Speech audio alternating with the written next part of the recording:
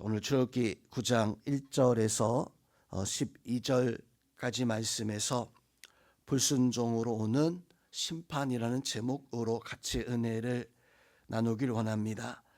오늘 이제 9장에서는 다섯 번째 가축들에게 생겨난 질병과 또 여섯 번째 악성 종기가 바로 임하게 되어지는 두 가지 하나님의 심판, 하나님의 재앙에 대해서 말씀을 해주고 있습니다. 오늘 이 말씀에서 하나님 모세를 통해서 여전히 똑같이 구하고 있었던 것은 내 백성을 보내라 라고 하는 요청의 말씀이었습니다. 또 재앙이 점점 더 구체적이고 또 더 강하게 그 재앙이 임하기 시작하는 것과 또한 이제 세 번째 재앙부터 네 번째 재앙부터 파리 재앙이죠. 파리 재앙부터 이스라엘 백성들과 애굽의 백성들 지역이 나누어져서 이렇게 재앙이 시작되어지는 이러한 모습을 보게 되어집니다. 그리고 이것에 대해서 애굽의 바로 왕은 마음이 완악하여졌다라고 하는 말씀으로 바로 이제 그 말씀이 그 재앙이 마무리되어지는 이런 모습을 보여주고 있습니다. 오늘 말씀 속에서 재앙의 어떤 대상되어진 애굽 사람, 특별히 바로 왕의 모습을 통해 가지고 마음이 굳어질 때, 하나님 앞에 불신앙을 가지고 있을 때 나타나는 모습들이 있었습니다. 바로 왕은 오늘 재앙을 당할 때 어떤 모습으로 그 모습이 나타나는가? 불신자들, 하나님의 말씀을 들었을 때 마음이 완악해지는 사람들의 모습이 어떤 모습인가? 첫 번째로 하나님의 말씀, 심판의 말씀이 들려진다 할지라도 결심하지 않는 어떤 이러한 특징을 바로 왕의 모습을 통해서 우리에게 보여주고 있습니다. 바로 왕은 모세를 통해서 번번이 하나님이 임하실 재앙에 대해서 여전히 듣고 있었습니다. 문제는 그 재앙의 말씀을 듣고 그 재앙대로 그대로 애굽 땅에 애굽의 백성들에게 하나님의 재앙이 임하고 또 그 재앙은 점점 더 구체적이고 또 개인적이고 또 그 재앙이 더 깊이가 깊어지는 더 어려워지는 그런 재앙을 당하고 있음에도 불구하고 오늘 말씀 7절에서 또 말씀 12절 말씀에서 그 여섯 번째, 다섯 번째 재앙이 마무리될 때 이 바로 왕의 모습을 보니까 마음이 완악하여져서 하나님의 뜻을, 하나님 말씀을 듣지 아니했다. 성경의 말씀을 보다 보면 믿음의 사람들은 하나님 말씀을 듣고 그 말씀에 결단하는 것이 믿음의 사람들의 모습입니다. 행여 말씀을 듣고 한두 차례 결심하지 못한다 할지라도 두 번째, 세 번째 말씀을 들었을 때에는 그 말씀을 듣고 그 말씀을 따라서 순종하는 이런 모습을 보여주고 있습니다. 요나 선지자가 처음 하나님의 말씀을 들었을 때 그만 두려움 때문에 니느웨로 가지 못하고 다시스로 도망을 치기 위해서 배 밑바닥에 숨었던 적이 있었지만 하나님께서 이 요나에게 두 번째로 요나서 4장 1절의 말씀에서 두 번째로 그 말씀이 임하였을 때 이 요나는 그 말씀에 순종해서 바로 니느웨로 나아가는 이런 모습을 보여주고 있습니다. 또 우리가 말씀을 들을 때 아멘으로 하나님 앞에 순종해서 하나님의 뜻을 헤아려 하나님 앞에 믿음으로 살아가는 것이 그것이 믿는 사람들의 특징이고 하나님 말씀을 듣는 사람들이 가지고 있어야 할 믿음의 결단입니다. 그런데 오늘 이 바로 왕은 여섯 번째 하나님의 말씀, 내 백성을 내보내라 라고 하는 말씀을 듣지만 마음이 완악하여져서 하나님 말씀을 따르지 않았다. 말씀을 들어도 결단하지 않는 것이 그것이 불신자들, 하나님을 바라보지 못하는 어리석은 자들의 마음의 고집이고 마음의 판단입니다. 두 번째로 눈으로 하나님의 일하심을 보고서도 순종하지 못하는 것이 그것이 불신자들, 오늘 바로 왕의 모습입니다. 오늘 7절 말씀에서 보면 이 애굽 땅에 가축들이 돌림병으로 말미암아 집에 있었던 가축들, 뭐 소나 양이나 말이나 낙타나 이러한 것들이 모두 죽음을 당했다라고 이렇게 말씀을 해주고 있습니다. 다만 하나님께서는 이 이스라엘 가축과 애굽 사람들의 가축을 구별하셨어요. 그래서 이 돌림병이 돌 때 보통 돌림병을 돌면 뭐 그 지역에 있는 그 모든 뭐 가축들이 폐사하거나 뭐 그렇게 되어지는데, 애굽 사람들의 가축은 모두 다 죽음을 당하였지만 이 이스라엘 백성들의 가축은 한 마리도 죽지 않았다. 바로 6절에서 이렇게 말씀을 해주고 있습니다. 자, 이 말씀 뒤에 7절에서 보니까 바로 왕이 사람을 보내어서 보았습니다. 이스라엘 가축들은 어떠한가? 지금 애굽에 있는 모든 가축들, 뭐 왕의 궁정에 있던 백성들의 가축이든 하나도 남지 아니하고 다 어떤 죽음을 당하게 되어지는 어떤 이런 모습을 분명 바로 왕은 보았는데, 이게 정말인가? 이스라엘 백성들의 집에 가축들을 한번 살펴보러 가서 보니까 7절 말씀에서 보면 이스라엘 가축은 하나도 죽지 아니했다. 눈으로 본 거예요. 이게 하나님의 진노고 하나님의 심판이었다. 문제는 이렇게 하나님의 일하심을 보고도 불신자들은 순종하지 않습니다. 하나님 말씀 따라 살아가지 않습니다.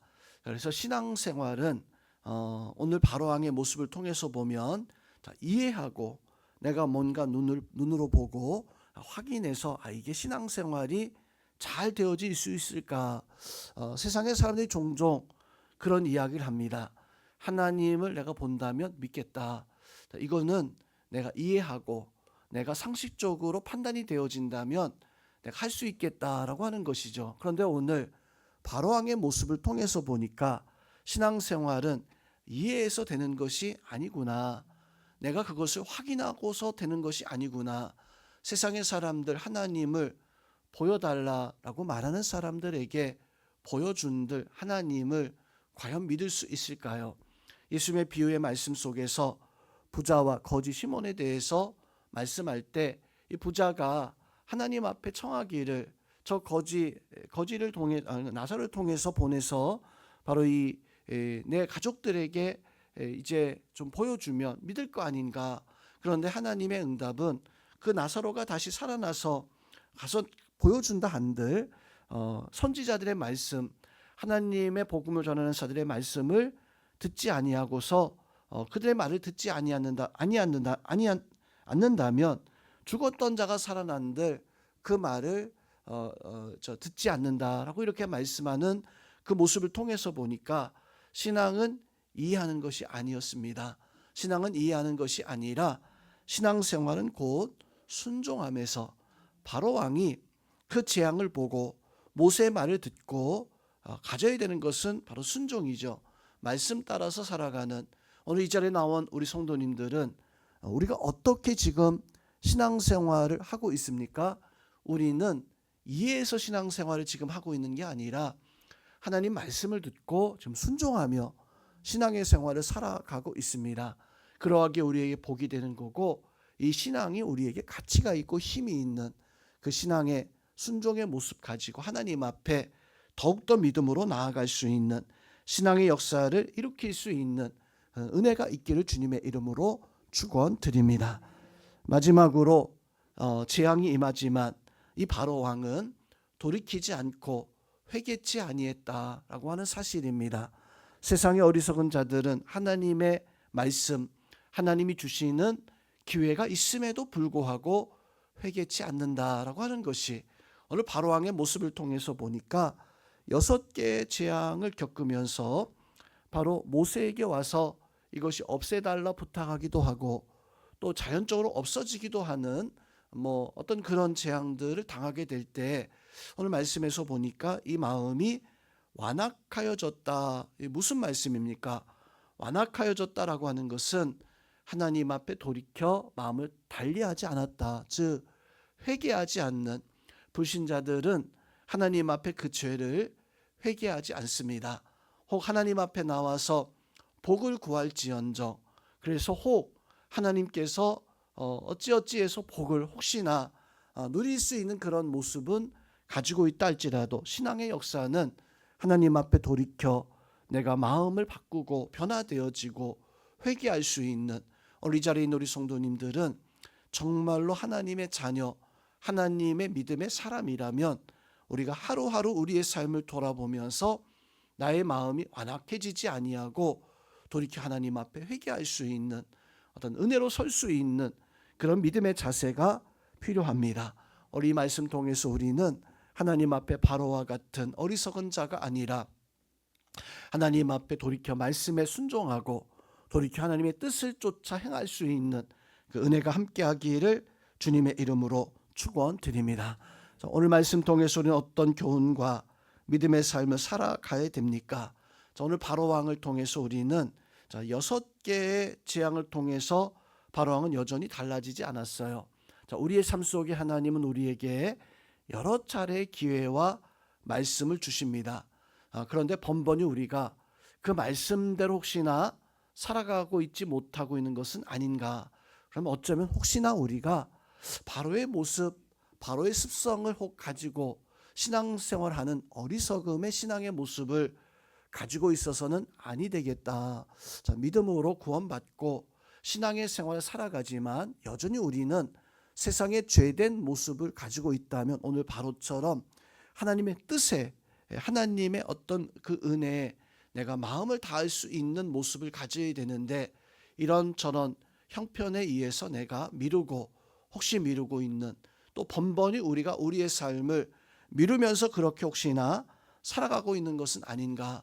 하나님의 뜻대로 말씀대로 내려놓을 것을 또 내가 행해야 될 것을 멈춰야 될 것을 시작해야 될 것들을 내가 번번이 미루면서 그렇게 살아가다 보면은 마음이 굳어질 수밖에 없어요. 하나님 앞에 내가 미루지 말고 하나님이 우리에게 주시는 말씀을 깨닫고 내가 혹시나 미뤘다라고 할지라도 그 깨달은 말씀 통해서 지켜 행할 수 있는 그런 은혜가 있어야 됩니다. 마지막으로 우리는 우리에게 오늘 이 말씀 통해서 하나님 나에게 주시는 경고가 있을 때 그 경고에 깨달아서 하나님의 뜻을 헤아릴 수 있는 그런 믿음의 사람들이 되어져야 됩니다. 오늘 이 말씀은 애굽 사람들에게는 심판의 말씀이고 이스라엘 백성들에게 있어서는 경고의 말씀이었었어요. 이 애굽 사람들은 그것을 통해서 직접적으로 하나님의 재앙, 하나님의 진노, 하나님의 심판의 대상이 되어지지만 이스라엘 백성들은 그것이 증거가 그것이 하나의 신앙의 교훈이 되어졌었던 것이 분명합니다. 우리에게도 우리 말씀이 바로 경고와 하나님이 주시는 우리에게 주시는 어떤 가볍게 여기는 것이 아닌 이 말씀 통해서 내가 하나님 앞에 바로 설 수 있는 믿음의 은혜가 우리 가운데 있어야 됩니다. 작은 어떤 말씀이라도 가볍게 여기지 말고 그것을 경고로 여겨서 하나님 말씀을 지켜 순종함으로 하나님의 뜻을 이뤄갈 수 있는 그 은혜가 있어야 됩니다.